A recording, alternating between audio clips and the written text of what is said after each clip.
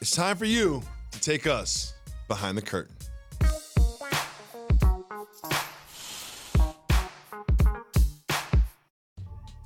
See, this is a good one. This is one that only someone who played many years in the National Basketball Association can explain. I do not understand what Kevin Knox had to say. Let's listen first to what Kevin Knox had to say. He said the following quote, "It's going to be great for us. I don't think nobody is guaranteed playing time. No starting lineups, no minutes, none of that." Fizz voiced that in a message he sends us.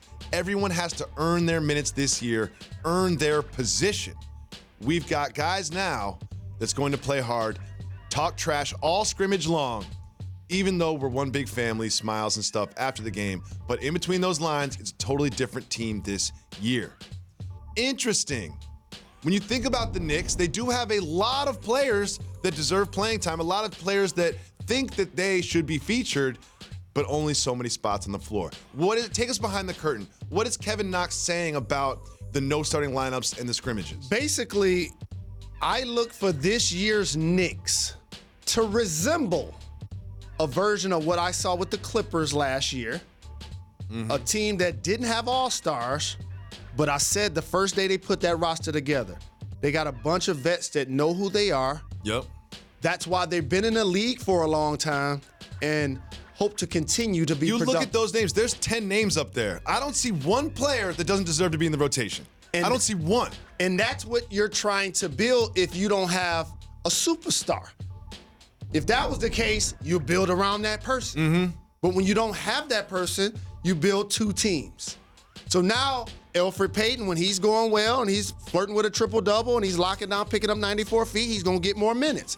Same with Dennis Smith Jr. So I like I like how they compose this roster based on the fact a lot of people felt like they didn't get the knockout free agent, which they didn't. But I want to point one person out. Julius Randle. Yes, all-star. With everybody not paying attention to, let me tell y'all something. What Zion averaged in college last year, that's what Julius Randle averaged in the NBA last year. 22 and 8. When you look at the Eastern Conference and the power forward position, there aren't many established starters and all-stars. Blake and then who? Blake and Greek Freak.